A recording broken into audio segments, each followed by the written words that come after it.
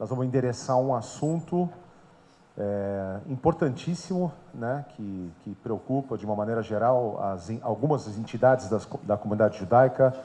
A gente sabe que a pandemia, de certa forma, impactou muito na convivência das pessoas dentro da comunidade, né, por razões óbvias, né, por conta do período. E a gente escutou em algumas das nossas interações com os presidentes das entidades uma certa dificuldade de como seria esse retorno da comunidade, né, para suas atividades, né? Então, um público que frequentava muito, historicamente, a comunidade judaica é o público da melhor idade, né? É a terminologia. E a gente sentiu um impacto muito grande por conta, né, de terem ficado muito tempo reunidos em casa e tal. Então, assim, em função disso, a gente resolveu endereçar essa parte da tarde em alguns momentos, né? Esse primeiro momento vai ser um bate-papo com pessoas do Hospital Albert Einstein, do residencial, né? O Sidney Kleiner, a Nívia Pires, eles vão trazer a experiência deles, né, e esse olhar, né, para como a gente pode levar isso para as nossas instituições e para as nossas vidas também, né? E logo na sequência, né, sem nenhum intervalo, a gente vai trazer uma reflexão sobre a temática do engajamento. Então, a gente dividiu em 3 painéis e eu vou falar mais adiante do segundo momento. Então, assim, sem delongas, eu passo para o Cláudio, que fará a apresentação. Não, na verdade, não é a apresentação, mas é um agradecimento. Um agradecimento àquilo que acontece no residencial, falava agora com a Nívia, né? Alguns anos que nós já estamos lá dentro, né? E é notável aquilo que a gente observa em termos de uma gestão profissional de uma casa com as características do residencial. Mas eu quero registrar, e aí, Oscar, sem ciúmes, mas por uma justiça, o papel do Sidney Kleiner dentro do contexto do Hospital Israelita Albert Einstein. Durante o período da pandemia, o Sidney esteve presente dentro da organização praticamente 24 horas por dia. Quando ele não estava fisicamente, estava conectado pela internet, pelos WhatsApps, com telefonemas. Foi absolutamente um verdadeiro batalhador por cada momento para poder resgatar vidas dentro do Einstein.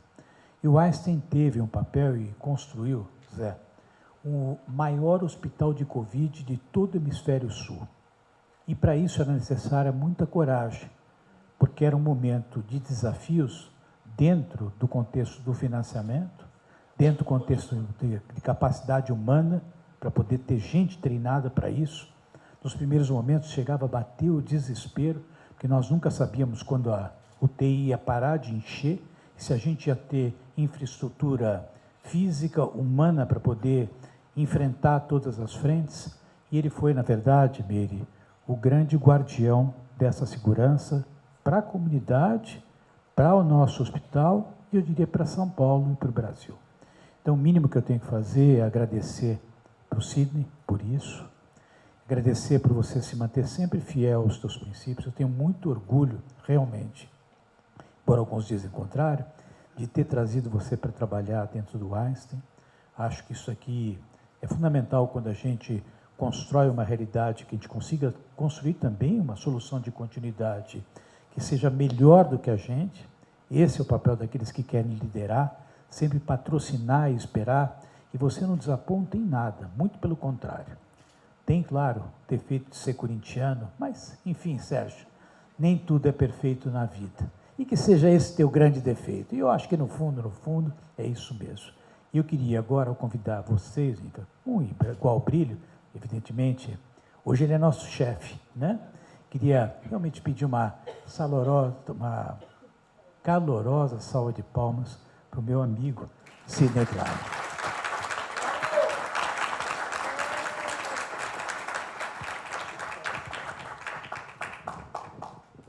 Obrigado, Cláudio, pelas palavras. A Nívia Pires está comigo. E já que é o momento da gente introduzir, eu queria agradecer também o Cláudio por ter me inspirado e semeado um caminho que, para mim, é apaixonante desde meados dos anos 2000, em fazer um pouco mais pela comunidade, pelo hospital que está dentro da gente desde a infância. E o assunto de hoje, a gente vai falar sobre envelhecimento, e eu vou procurar aqui colocar um pouquinho do papel do envelhecimento hoje para o mundo, para o Einstein, e a Nívia, que cuida do nosso residencial israelita, hoje residencial israelita Albert Einstein, antigo Lar dos Velhos, Lar Golda Meir, há 25 anos, que ela nos dá o privilégio, inclusive com algo que foi marcante para o Brasil, já que o Cláudio comentou sobre a pandemia, que serviu de modelo para mais de 1000 lares de longa permanência pelo Brasil, que foi realmente um modelo colocado protocolar no nosso residencial. Hoje, a gente sabe que, dentre as pressões de envelhecimento, as pressões que desafiam a saúde em termos de acessibilidade, sustentabilidade, talvez a pressão o aumento da longevidade seja o mais importante. E tão importante quanto levar a saúde e permitir a longevidade é empreender para que esse envelhecimento ocorra de forma saudável. E quando a gente fala envelhecer de forma saudável, nós estamos falando de ações promotoras de saúde desde a mais tenra infância, com informação, com comunicação, com autocuidado, com hábitos, comportamentos. E é sobre isso que a gente vai falar um pouco. Eu vou pedir para, a cada momento, a gente trocar de slide. O próximo, por favor. Nunca é demais lembrar, e o Cláudio lembrou ontem muito bem no seu discurso, o papel dos preceitos judaicos que norteiam as ações do Einstein desde que ele foi fundado. Falar de mitzvah, de refuá, de hinur e de tzedakah, boas ações, assistência à saúde, ensino e principalmente justiça social, é algo que vem norteando desde a sua fundação o Einstein, e através desses preceitos é que nós criamos uma cultura organizacional de fazer sempre mais e melhor em prol do ser humano, o que se transforma num propósito de entregar vidas mais saudáveis através de uma gota de Einstein para cada ser humano. E o plano estratégico para levar esse propósito hoje, ele se divide em 3 grandes pilares de assistência à saúde, de ensino e de educação. Educação, a gente fala educação do paciente ou do cidadão em prol da sua saúde, pesquisa e principalmente educação e inovação. Tudo isso sustentado por uma base bastante sólida de responsabilidade social. Pode passar? A atuação hoje do nosso hospital é uma atuação bastante diversificada. Como eu falei, ela atua dentro da saúde pública, dentro do ensino e educação. Todos vocês devem acompanhar o que está acontecendo em termos de ensino, com a criação da graduação da enfermagem há mais de 30 anos, da medicina mais recente.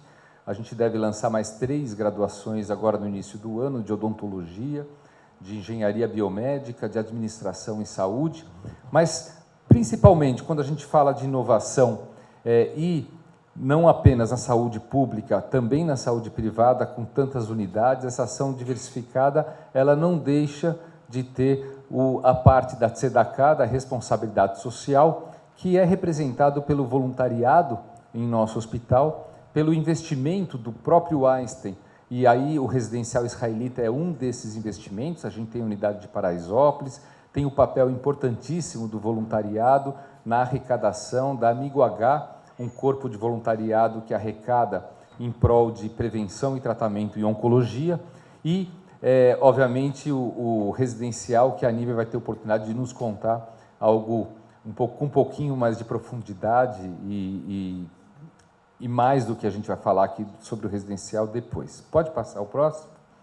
E como eu falava, desafios que qualquer sistema de saúde tem, e não é apenas o Einstein, não é apenas o sistema de saúde em São Paulo, no Brasil, mas todos os países do mundo hoje correm atrás de desafios de aumentar acesso, de trazer uma prática assistencial que tenha melhor diagnóstico, melhor tratamento, de coibir o desperdício, o overuse, como a gente fala, de exames e procedimentos desnecessários, e principalmente também falar de modelo de remuneração, um modelo cada vez mais que privilegia o serviço, o atendimento, ou seja, um modelo que há mais de um século ele permeia a atividade de saúde e praticamente de uma forma perversa incentivando a doença. Quanto mais doença, falando em termos de um business que traz retorno, quanto mais doença, mais receita a gente gera para um provedor ou para uma clínica diagnóstica ou para um exame de imagem.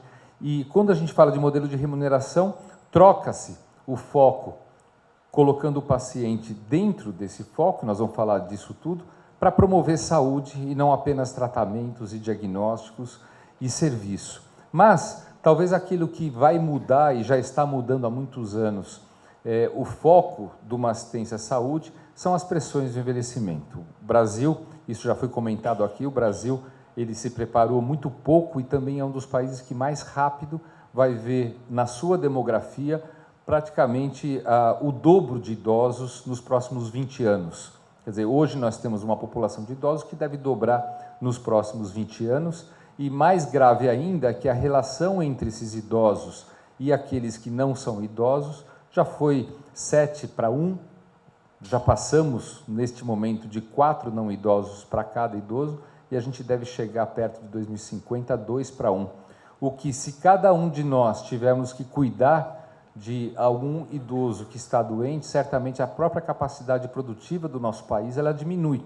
Portanto, talvez para lidar com a pressão do envelhecimento, das doenças crônicas que o envelhecimento traz, para lidar com o aparecimento, o Sérgio Simon está aqui, das doenças oncológicas que surgem com o envelhecimento, isso faz o número de novos casos de câncer de 19 milhões no mundo passar para 32 milhões daqui a 20 anos, quer dizer, é um aumento muito grande e que nos obriga a lidar através de prevenção. E quando a gente fala de prevenção, a gente fala de atenção primária, de promoção à saúde. Pode passar o próximo? E promoção à saúde, o Einstein adota desde 2013 uma política de qualidade, uma política do Institute for Healthcare Improvement, do qual o Einstein é um representante estratégico, é um parceiro na América Latina, uma entidade não governamental, mas que dita políticas de saúde, especialmente nos Estados Unidos, e este é o modelo hoje atualizado que leva em conta a qualidade da assistência com a experiência do paciente, a promoção de saúde, o olho para o custo, quer dizer, a gente nunca deixa de olhar para aquilo que é desperdício, e hoje a gente sabe que 1/3 do investimento em saúde é desperdício, e mais evidenciado ainda durante a pandemia, o cuidado com o profissional de saúde, e sua saúde mesmo. E quando a gente fala cada vez mais no âmbito do ESG, ou no âmbito do ambiente, do social, da governança, a gente fala de equidade. Equidade para todos os cidadãos terem a mesma forma de atendimento disponível no momento adequado, e é isso que o Einstein vem usando para ditar as suas iniciativas. Pode passar o próximo? Isso fala de um sistema de saúde que fala de promoção, de prevenção, tratamento, reabilitação, e a reabilitação não necessariamente de uma doença, mas falar de reabilitação, principalmente no idoso, é você não permitir os déficits, as deficiências, sejam elas clínicas, neurológicas, musculoesqueléticas, e é isso que a gente também vem investindo. Pode passar o próximo. E o futuro, ele é descentralizado, com o paciente no centro. A gente fala da casa, da academia, da unidade avançada, não necessariamente dentro do hospital, da clínica, da reabilitação, falar de longa permanência e como a gente deshospitaliza.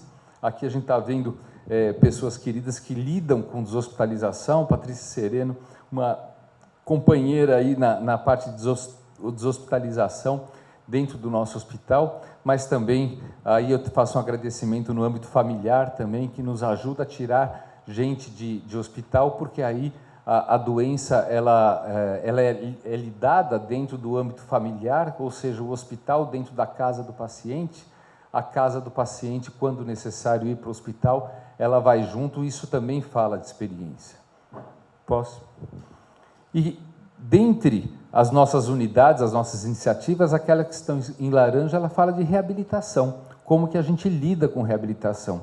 E no segmento privado a gente vem aumentando, mas também no público, através de tecnologia, isso vai sendo também impactado. Pode passar o próximo?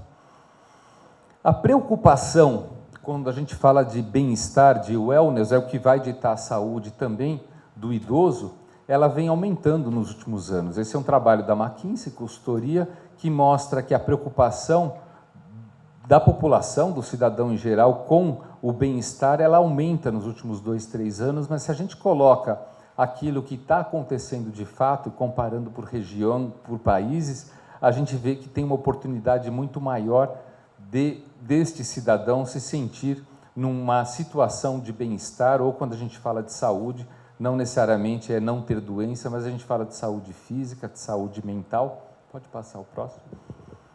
E aí a gente vê o papel deste mercado como vem aumentando. Quer dizer, cada vez mais, 1 em cada 3 pessoas vai precisar de alguma forma de reabilitação. O aumento de quase 70% nos últimos 20 anos de postos para reabilitação.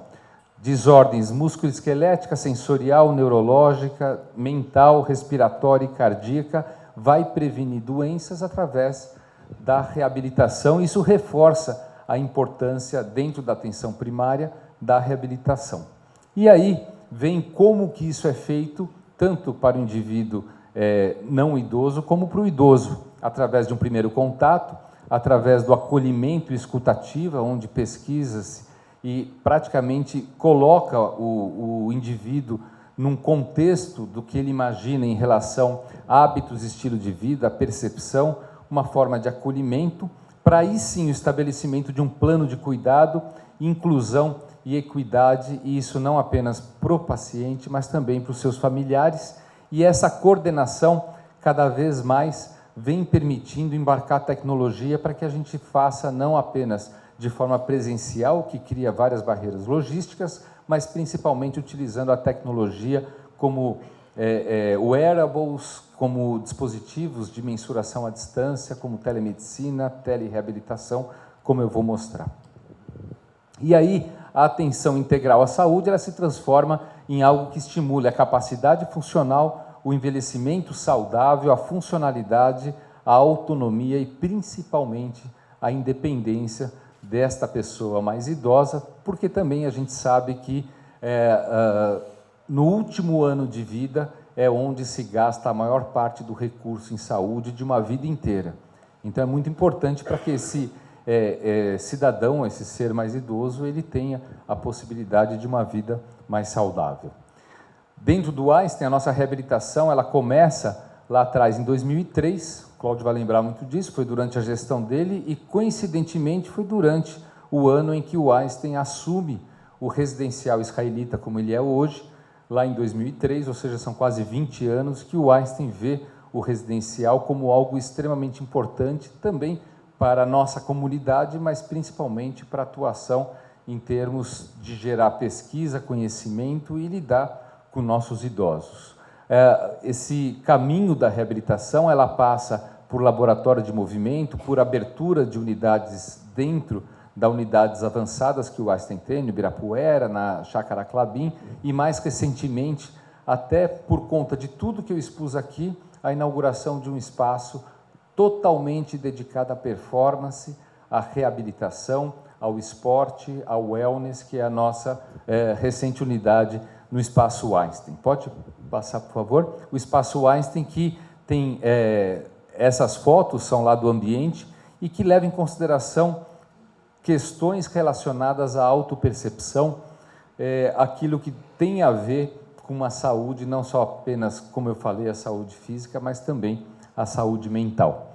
A saúde é baseada em valores, quer dizer, manter pacientes fora do hospital, prevenção primária, redução do tempo, otimização dos nossos recursos, a deshospitalização, como nós já falamos, e a prevenção secundária. Cases como a gente tem hoje, case de coluna, de AVC, são iniciativas que surgiram através do empenho de profissionais nossos lá no Einstein e que culminaram com redução do tempo de internação, no caso do AVC, com redução também em casos de coluna e, mais recentemente, principalmente em algo que acomete o mundo inteiro, que é a necessidade de reabilitação no que nós chamamos de Covid longo.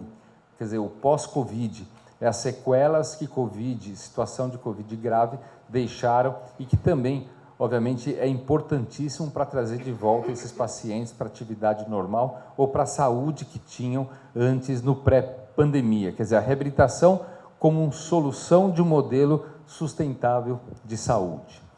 E, nesse âmbito, conhecer a nossa população é fundamental. As atividades e iniciativas elas são colocadas através do conhecimento da população que a gente está lidando. E não necessariamente ela é igual em todos os municípios, em todos os estados, em todo o país, em todas as comunidades.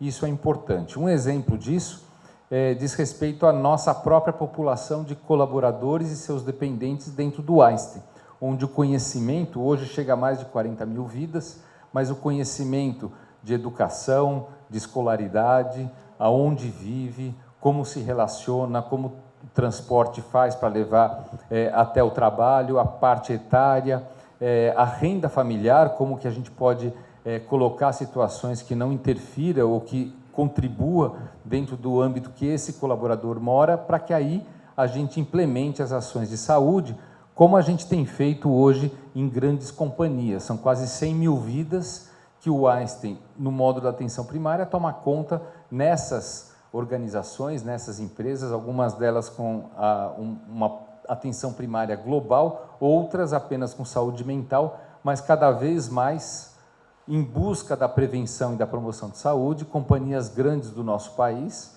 e até de fora do país têm nos procurado para que a gente cuide promovendo saúde. E isso já está comprovado com nossa população e em algumas indústrias, que isso gera economia de recursos, mas principalmente gera mais saúde para este colaborador de cada companhia.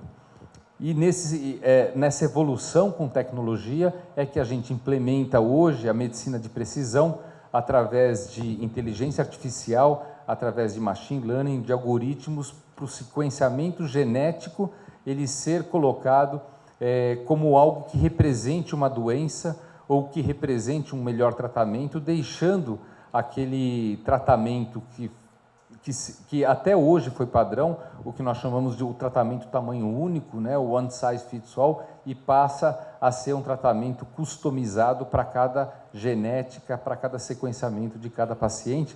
Este é o momento da inauguração, exatamente há 1 ano, do Centro de Medicina de Precisão lá no Einstein, e através de tecnologia, não estando no país, eu também pude estar presente com o Cláudio para fazer essa inauguração, e que cada vez mais vem gerando projetos, pode passar, como predição, prevenção, tratamento personalizado e às custas de tecnologia, de análise de dados, de uma diretoria criada de Big Data, uma evolução também na telepresença e na transformação digital como um todo. Transformação digital que vem permitindo a gente lidar dentro do Einstein com esses números, números que são números grandes, mas grande parte deles aumentam por conta do envelhecimento, como, por exemplo, o número de leitos dedicados à geriatria de 13 para 52, cada vez mais iniciativas que permitam deshospitalizar mais cedo, a média do tempo de permanência ela é maior no paciente cada vez mais idoso, mas os pedidos de deshospitalização são ainda maiores, porque você consegue também trazer saúde quando tira o paciente idoso de dentro do hospital. E através de acreditações, certificações de qualidade e implementando transformação digital, que nos deu também o privilégio de nos expor para prêmios e reconhecimentos de inovação, a gente vem buscando, dentro dessas acreditações, também algumas como o selo Amigo do Idoso, que transforma práticas dentro da organização, inclusive de infraestrutura, e também permite o reconhecimento em termos de avanço tecnológico. Isso aqui foi em 2019, em maio de 2019, o Einstein sendo reconhecido como uma organização de saúde que emprega cada vez mais tecnologia para suas atividades, predições, e que faz com que, dentro do hospital, essa gestão de transformação digital ela acontece também de uma forma um pouco mais complexa, mas vocês imaginam a dificuldade de uma formação do profissional de saúde cada vez mais tradicionalista, a gente falar de embarcar inteligência artificial, de programas de machine learning, de prevenção, e o médico olha para isso, formado, como a minha geração, em algo que preconiza a autonomia, o uso da sua caneta, a sua decisão, cada vez mais estarem expostos a sistemas que fazem diagnósticos, sistemas que orientem, suporte à decisão. Eu costumo, quando falo com um médico sobre esse assunto, a falar que o médico que tem receio de ser substituído por inteligência artificial, ele será substituído por aquele médico que não tem medo de usar inteligência artificial, porque hoje, com o aumento da necessidade de conhecimento, só através de tecnologia a gente tem condições de absorver esse conhecimento e saber cada vez mais de assuntos com maior profundidade. Dentro desse contexto é que a gente hoje lida com 3 stakeholders do nosso hospital, que é o paciente, o médico, o colaborador, através de aplicativos dedicados para cada um. O paciente tem o seu aplicativo, todas as soluções que são colocadas para o paciente estão dentro do aplicativo, assim como o médico tem condições de checar resultados, de interagir com o seu paciente, de saber localização do leito, de interagir com a enfermagem através de outro aplicativo, e o colaborador também.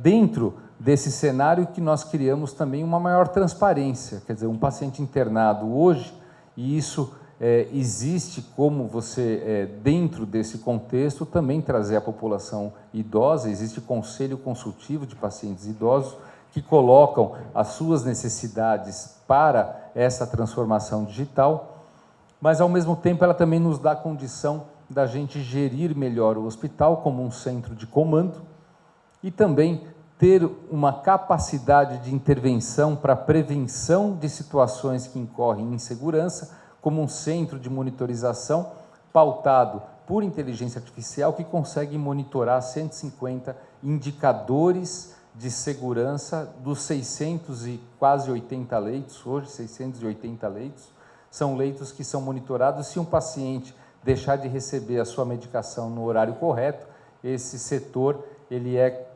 alarmado, quer dizer, existe um alarme para isso, ele vai entrar em contato com aquele local e entender o que está acontecendo, e esse é o número de intervenções que a gente tem por mês para evitar uma situação que incorra em dano ao paciente.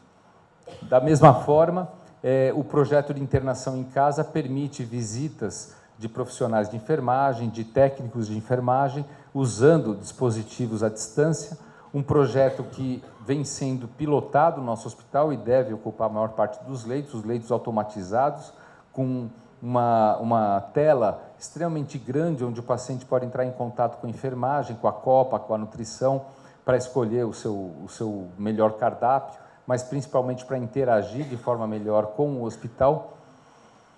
O Einstein Até Você, que foi outra oportunidade de nós levarmos a coleta domiciliar, um portfólio de exames na casa do paciente, o que faz com que muitos pacientes deixam de ter a barreira logística como um empecilho à procura do hospital, o uso da telemedicina para diversos programas, até para telecessação de tabagismo, telenutrição, telereabilitação, que vem sendo utilizado, fora o pronto atendimento. Este portfólio de exames que faz com que o número de atendimentos pré-pandemia, que eram de 80, 100 por dia, passasse a 1.000, 1.200 atendimentos por dia. Hoje é praticamente uma frota que sai com técnicos de enfermagem à casa dos pacientes, dando mais de 30.000 atendimentos mês. Isso não vai voltar jamais para trás, isso será assim. E também permite o reconhecimento do Einstein nos últimos 4 anos como uma das 10 empresas mais inovadoras, não importa qual ramo da economia, no nosso país nos últimos 4 anos. Isso para nós é um orgulho, porque a gente emprega de fato inovação para estar à frente de tudo isso. Uma incubadora de startups que atrai startups, e essas são todas ligadas à melhoria da saúde dos idosos. A Eretz Bio, que é a nossa startup, completa esse mês 5 anos de existência. E, dentre as outras iniciativas, quando a gente fala de envelhecimento saudável, a gente fala da criança já começar a ter noções de saúde para ter o seu envelhecimento saudável. A primeira associação do Einstein com uma creche municipal. O Einstein hoje gere uma creche numa região extremamente pobre de São Paulo, a região de Perobeiras. Também um programa de informação em saúde e educação em saúde para escolas públicas de crianças entre 5 e 11 anos, vem sendo colocadas em todas as escolas da rede pública por todo o país. E aí vem a importância do ensino, da educação. Eu vou passar um pouquinho mais rápido. Com graduações, a escola técnica aliada ao ensino médio, o guia nos reconhecendo, o guia do estudante. Anteontem a gente teve uma grata surpresa do ranking do Estadão colocar a nossa faculdade de medicina com apenas 2 turmas formadas entre as melhores faculdades do nosso país. A produção científica, isso é nosso, é da nossa comunidade. A produção científica nossa, cada vez mais importante. Na pandemia, todos vocês lembram a necessidade da comprovação da eficácia ou não de drogas propostas aí por diversas lideranças do enfrentamento da pandemia, publicadas nos melhores jornais, no New England Journal, no British Medical Journal. Esse é o papel da nossa pesquisa. Pesquisa essa que também vem se associando à indústria farmacêutica, sendo contratada para trials como uma das melhores academic research organizations aqui do nosso país. Pode passar o próximo. E isso também para o setor público, quer dizer, essas 3 iniciativas, os 3 trials, elas são relações com o Ministério da Saúde, de estudos que vão permitir lidar melhor com as doenças do diabetes, do AVC, e de um estudo que vem aí já falando de Covid, na síndrome coronariana, com a relação com a vacinação. A comunicação, que se torna fundamental, uma diretoria executiva de comunicação e que leva essa informação ao público através de aplicativos, através de canais proprietários, de veículos de mídia, gerando conteúdo e, recentemente, gerando jornalistas dentro da comunidade de Paraisópolis, uma iniciativa que foi colocada pela nossa diretoria de comunicação. E esse eixo de comunicação ele é fundamental quando a gente fala de promoção, de prevenção, de hábitos, de comportamentos, de programas que vão levar a melhor saúde.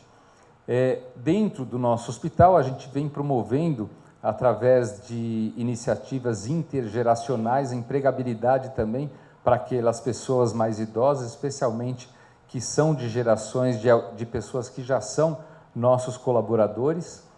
E, quando a gente fala de equidade, nada mais fundamental do que aderir aos ODS, ao Objetivo de Desenvolvimento Sustentável, colocado pela ONU. Dos 17 ODS, o Einstein ele assumiu trabalhar em 11 deles, são aqueles relacionados à saúde, levando equidade, e tudo isso será mostrado aqui dentro do nosso residencial e como a gente tem promovido esse tipo de aculturamento, mas principalmente o acolhimento com nossos idosos moradores do nosso residencial e também para o profissional de saúde, através de ambientes, de espaços que permitam também abraçar o idoso, mas abraçar o nosso profissional de saúde, com pontos de contato com a natureza e de descompressão, algo que se mostrou cada vez mais fundamental com o enfrentamento da pandemia. Oficinas sendo realizadas em parques, reuniões sendo realizadas perto de natureza. Isso é permitido porque as nossas unidades estão mais perto dessas regiões, e isso, com muito orgulho, permite o Einstein ser reconhecido nos últimos 3 anos como um dos 50 melhores hospitais do mundo. E quando a gente olha para algumas especialidades, a gente se coloca até entre especialidades da América Latina que são realmente o nosso orgulho. Aí eu posso falar da gastroenterologia, da cardiologia, representada também aqui pelo nosso vice-presidente, Marcos Knobel, mas não foi antes da gastroenterologia. A gastro ainda é melhor da América Latina, e isso para nós é um verdadeiro prazer. Agradeço a atenção de vocês. A gente vai ter oportunidade agora de ouvir um pouquinho mais sobre o nosso residencial israelita. Muito obrigado.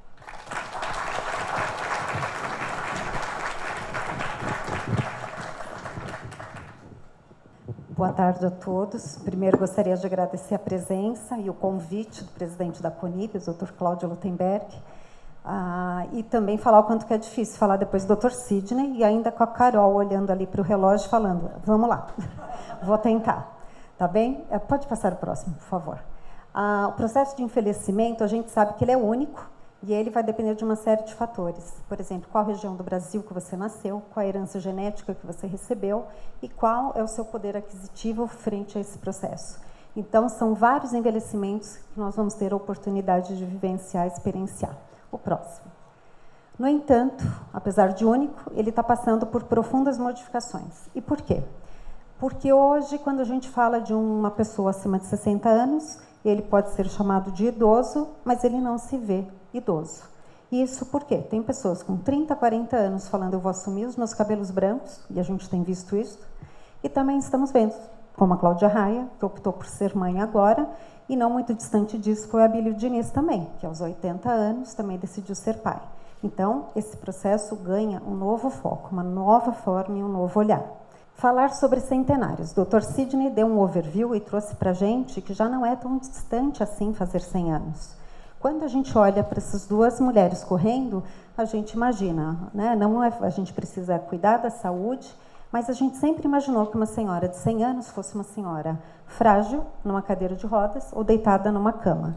Não é o que a gente vê com a Julia Hawkins. Ela tem 103 anos e ela faz corridas de 5 e até de 10 quilômetros. Ela é forte, super empoderada e ela trabalha bastante em prol do envelhecimento das mulheres norte-americanas. Se você puder passar o próximo. E aí tem uma pergunta. Qual é o preparo necessário para esta jornada? O próximo, por favor. Aí nós temos alguns direcionadores. Já ouviram falar sobre as Blue Zones? E aí, quando a gente ouve falar sobre os centenários que vivem nessas regiões, esses centenários têm alguns métodos e alguns hábitos que podem ser replicados. Mas tudo dá para ser replicado? Fazendo tudo que se faz nas Blue Zones, você tem garantias de que vai ficar como a Julia Hawkins? Não. E aí, quando a gente olha para a metodologia japonesa, que é o Ikigai, também é um país muito experienciado com o processo de envelhecimento, é um envelhecimento que teve a oportunidade de amadurecer e de transcorrer de maneira mais vagarosa, e eles falam muito do propósito. Todas as manhãs, quando eu acordo e me levanto, por quê? E aí a gente olha para a Organização Pan-Americana, que fala que nós, enquanto a América Latina, estamos experienciando a década do envelhecimento saudável. E a década do envelhecimento saudável vem com a receita. Parece que é uma receita de bolo, né, gente? Que é possível copiar e colar. E a gente vai descobrir que não é bem assim. Quando nós falamos sobre o Centro de Envelhecimento e Longevidade, ele também traz não só políticas, como práticas, como o que é certo ser aderido para se envelhecer bem. E aí vem uma metodologia que chama a atenção, que é o Age in Place. Ela tem sido utilizada, essa estratégia, muito mais fortemente na Europa, porque também tem um processo de envelhecimento que se deu de maneira mais lenta e que, por conta disso, um pouco com mais oportunidades de errar, e a gente sabe que errando a gente aprende, né? E parte desse aprendizado trouxe uma questão fundamental, a sustentabilidade do cuidado, que é o que o Dr. Sidney acabou de nos chamar a atenção, que é a questão do desperdício. Tudo no processo de envelhecimento merece ser olhado com critério, porque é uma fase da vida que é bastante longa. 60 aos 100 anos, uma vez sendo possível, são 40 anos. Os 40 anos são de pessoas frágeis, debilitadas e doentes? Não. Há garantias de que se você fizer yoga, meditação, você também vai virar Julia Hawkins? Não. Como não há essa garantia, as duas partes, ou as três, ou as quatro partes têm que fazer a sua função e o seu propósito, que é cuidar. Nós temos que cuidar de nós mesmos, nós temos que cobrar por políticas públicas e o serviço de saúde tem que saber nos atender. E dentro desse conceito tem a descrição da OMS, mas eu prefiro a de cima, que é do Antônio Fonseca. Ele é um psicólogo que estuda o processo de envelhecimento já há bastante tempo em Portugal. E ele traz algo que chama muita atenção. O melhor lugar para se envelhecer, fundamentalmente, é aquele que pode proporcionar a relação mais adequada e favorável entre a pessoa idosa e o contexto que a rodeia. E aí a gente começa a olhar, então, pera lá, o que está à minha volta pode influenciar no meu envelhecimento? Sim. Aqui tem alguns dos pilares do conceito Age in Place. Então, quando ele fala preservação da independência, é só independência física? Não. A gente está falando também da independência financeira. Quando se fala da manutenção do estilo de vida desejado, do que ele está falando? De que forma eu quero envelhecer? da forma que eu vivo hoje, é sustentável e é possível até os 100 anos? Quando a gente fala sobre manutenção das ligações com a comunidade, se aos 30 anos eu venho ao clube, por que aos 100 eu não posso vir? Eu também tenho que buscar condições de vir ao clube aos 100 anos. E aí entra também a gestão do orçamento pessoal, algo que ninguém fala, né? Todo mundo fala, comam legumes, o azeite faz bem, tomem sol, façam caminhada. Mas e a questão financeira? Ela também é necessária. Quando você olha para frente, você tem que ser corresponsável também do seu orçamento pessoal. E aí entra fazer modificações no domicílio. Aqui tem uma grande barreira, e que ela é cultural, e que ela é da mesma forma no mundo todo. Em vários estudos, o que se vê? A pessoa percebe o envelhecimento físico, mas ela não consegue conceber e aceitar o envelhecimento à sua volta e no seu domicílio. E isso é um grande fator de impeditivo para que essa pessoa continue autônoma. Por quê? Em alguns domicílios, aliás, 80% das quedas acontecem no domicílio. Então, quando essa queda acontece no domicílio e essa pessoa idosa se torna vulnerável, ele vai precisar do apoio dos cuidadores informais. E quem é o cuidador informal? É o filho, é o marido, é a esposa, é o cunhado, é a irmã. A gente trata bem essas pessoas ao longo da vida. A gente diz para elas que, olha, quando eu for mais idosa e ficar vulnerável, eu posso contar com você? Então, a gente não cuida bem. E este também faz parte do cenário do cuidado em saúde. E reforço do papel nas tecnologias. Aí todo mundo fica pensando, nossa, eu vou ter que pôr câmera e sensor na casa inteira. Não, não é. Cada um de vocês que está com o celular na mão já está fazendo uso da tecnologia e que ela é favorecedora de um envelhecimento. Quantos lares aqui não tem mais o telefone fixo? A grande maioria não tem mais telefone fixo. E por quê? Você vai fazer a barba, leva o celular. Você vai lavar a louça, você leva o celular. E na hora que o telefone toca, ninguém mais sai correndo para cair dentro de casa. O telefone está do lado. Ok, já ajudou no envelhecimento, já ajudou na prevenção de uma queda. E a gente nem se dá conta disso. Então, a tecnologia não é um monstro. Agora, na pandemia, nós trabalhamos lá no residencial com idosos muito idosos.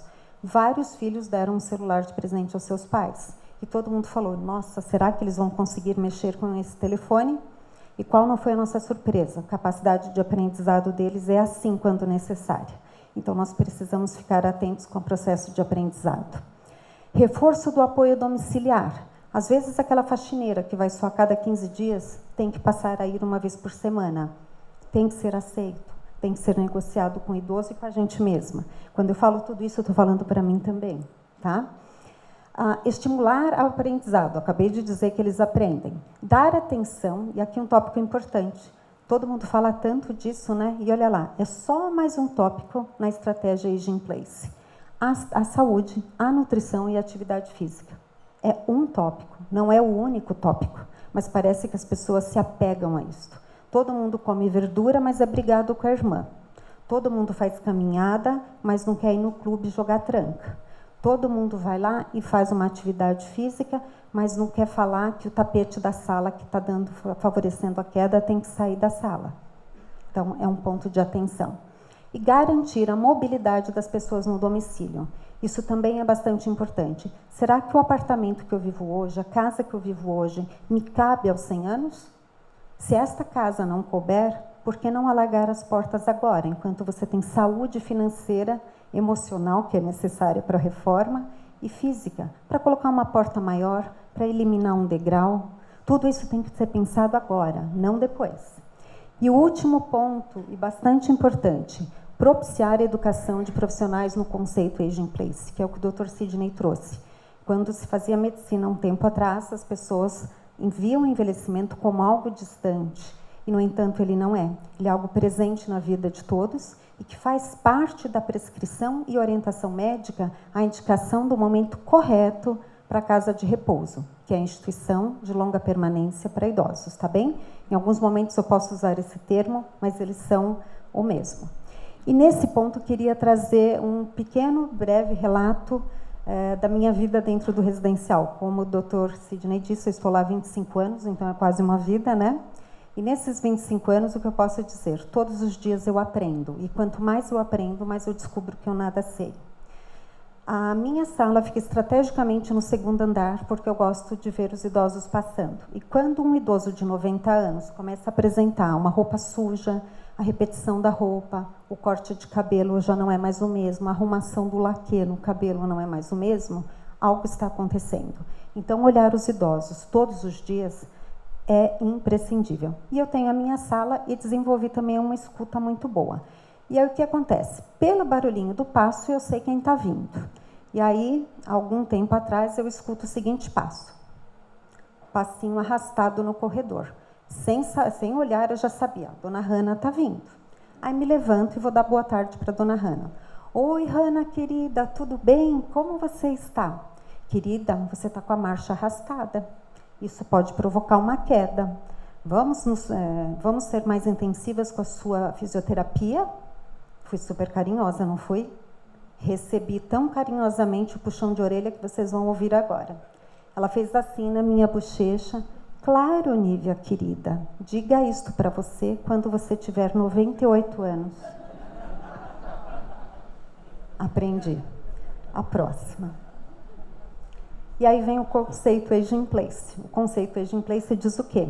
Lembrando, você tem que estar bem no meio, na sua comunidade, você tem que estar bem com o seu entorno. E aí vamos falar um pouco sobre a comunidade judaica. Todos aqui sabem, eu não sou judia, mas trabalho há 25 anos com a comunidade judaica. E nesses 25 anos, algo muito importante eu aprendi. Vocês são admiráveis. É uma honra para mim poder estar à frente do nosso residencial, porque o modelo que vocês criaram e que muitos de vocês às vezes não se dão conta é referência para São Paulo, para a América Latina e quem sabe para o mundo. Então é super importante que vocês comecem a enxergar com grande valor o que vocês construíram. Porque para mim, que faço parte da comunidade brasileira aberta, posso dizer, eu não tenho nada parecido com isso para o meu envelhecimento. Nada. Posso fazer? Quando a gente fala de apoio e prevenção e a relação social, olhem em que casa nós estamos. Eu já peço desculpas porque eu não coloquei um monte de parceiros. Nós estamos aqui na Hebraica. O que a Hebraica faz? Prevenção. O que a Hebraica faz? Socialização. O que a Hebraica faz? Vinculação. A Hebraica é um clube só para quem tem o título? Não. Vocês ainda assim conseguem olhar e fazer a visão social de que, mesmo quem não tem o recurso, possa entrar em algumas atividades aqui dentro. Então, já está sendo feito todo um cuidado Aging Place. Está cuidando da pessoa de 60 anos. Todos vocês que estão aqui agora, não vejo ninguém, acho, que com 100 anos, talvez próximo, mas estão aqui na Hebraica, socializando e fazendo prevenção. Mais uma foto, por favor. Um outro grande parceiro do nosso residencial, a Unibis. A Unibis, de longa data, apoia o envelhecimento dentro do domicílio, dentro do seu centro-dia. E, junto com o residencial, nós vamos pilotando esse grande navio, que é cuidar da comunidade judaica, para que esses 40 anos sejam vividos de maneira independente.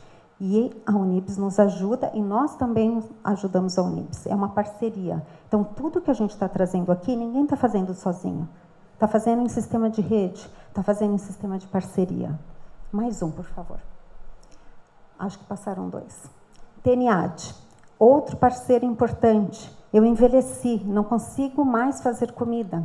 Eu só esquento leite como pão. Quantos idosos trocam as refeições? Dr. Sidney, como gastro, sabe disso, né, Dr. Sidney? É só pão, um pedaço de queijo fresco e um leite. O TENIAD vai lá e leva na porta da casa. Quem tem isso? Só vocês. Mais um. E aí nós falamos também da Hatzalah. Eu não tenho recurso, eu não tenho para quem pedir. Eu liguei no SAMU, o SAMU não veio. Tem a Hatzalah. É um grande apoiador. Para onde a Hatzalah leva?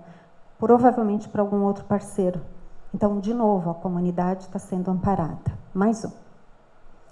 E aí nós temos, como responsabilidade social, o programa Einstein na comunidade. Já ouviram falar que dentro da Vila Mariana também existe um ambulatório para cuidar dos idosos da comunidade judaica? Sim, né? E isso é bastante importante porque eu fiz a transição na época do Lar Golda Meir para o residencial israelita Albert Einstein. E já ouvi muitas vezes as pessoas falarem assim: Nívia, mas antes vocês cuidavam de 315 idosos. Por que agora vocês cuidam de muito menos? Eu falo, vocês estão equivocados. Nós cuidamos de muito mais. Só neste ambulatório são quase 900 vidas. E dentro do residencial, mais 90 vidas. Então, nós saímos de 315 idosos cuidados para quase 1.000 idosos cuidados. Mas dentro da proporcionalidade do cuidado e sem desperdício. Pode passar o próximo. E aí vem o residencial israelita Albert Einstein. Esse residencial passou por uma forte transição nesses últimos 20 anos em que o Einstein assumiu. Por quê?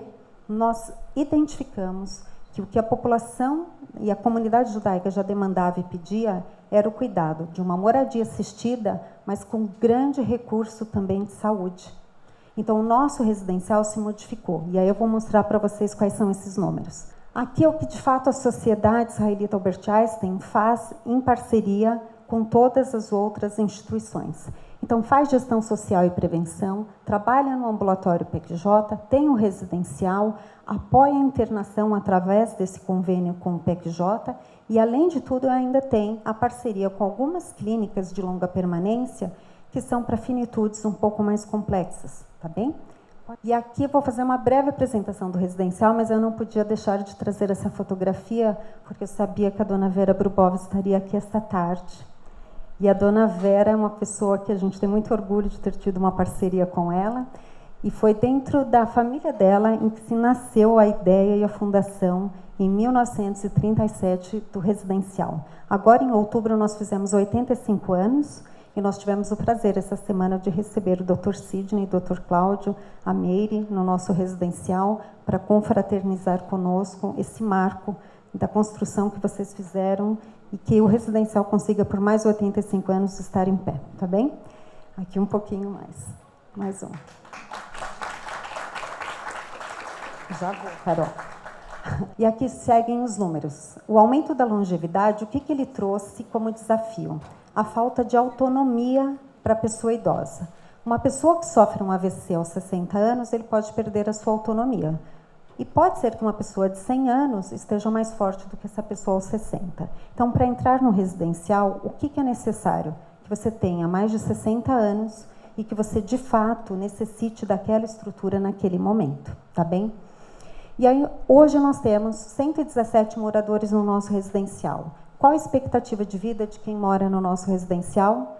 Por volta de 91 anos. Isso é muito mais do que quem está na comunidade aberta. Ou seja, uma vez que você sobreviveu àquilo que é dito pela estatística e você veio para dentro do nosso residencial e recebeu cuidado, você corre o risco de viver até os 91 anos, tá bem? E por que eu digo isso? Corre o risco? Porque o cuidado devido, ele prolonga esta vida. Agora, nós precisamos trazer para esta vida significado, nós precisamos trazer para esta vida, de fato, alegria e vitalidade. Hoje, o tempo médio de permanência no residencial é de 6 anos, mas eu vou contar uma breve história. Já tem pessoas lá que viveram por 23 anos. Acham que faz sentido prender uma matrícula e uma vaga por 23 anos? É um desperdício, não é? Essa pessoa poderia ter vivido na casa dela com mais apoio, esta pessoa poderia ter sido melhor amparada pela família, esta pessoa poderia começar com um cuidador, ir para 2, para 3, para 4, até que chegasse o momento adequado de vir para o nosso residencial. Então, nós saímos de médias bastante altas, quando a gente está falando de 20, 25 anos atrás, para uma média muito menor de estadia, que é de 6 anos. Mas o nosso objetivo é que nós fiquemos com idosos em torno de 3 anos e meio. Porque, como o Dr. Sidney falou, os últimos anos são os mais custosos. E são estes anos que, de fato, vão trazer valor para este cuidado dentro do residencial. Então, nós precisamos melhorar esse tempo médio para poder atender ainda mais os idosos da comunidade judaica. E não ficar prendendo vagas com um cuidado que fundamentalmente é social. A gente oferece o cuidado social, mas também o cuidado clínico dentro do residencial. Na Europa, esse tempo médio de permanência é de 3 anos. Nossa meta é reduzir para 3 anos e meio, tá bem? Por que a gente tem entendido que a casa mudou? 62% dos nossos moradores hoje são acometidos por demência. E a demência é uma das doenças mais difíceis de serem tratadas e cuidadas dentro do domicílio. E quando a gente diz que o idoso está chegando para a gente com 90 anos, qual a idade do filho? 70. Ele é outro idoso. E ele, sendo outro idoso, ele também precisa de cuidados e precisa ser preservado. Então, quando a gente traz um idoso frágil para dentro do residencial, o outro idoso que está na comunidade, que é o filho, ele ganha fôlego para cuidar da sua própria saúde e permanecer mais tempo longe do residencial. Entendem? Este é o grande objetivo, de que as pessoas permaneçam ativas do lado de fora do residencial. Aí nós temos uma visão dos últimos 5 anos. 65% das admissões que foram feitas no residencial foram de dependentes totais. O que é um dependente total? Alguém que passe mais de 80% do dia na cama. Entendem quem está chegando? É a pessoa que precisa de um leito. Não é de chá e nem de bolo. Ela precisa de um leito e de cuidados. Dentro desse aspecto, 89% dos nossos moradores precisam de auxílios para comer, para dar banho e para trocar.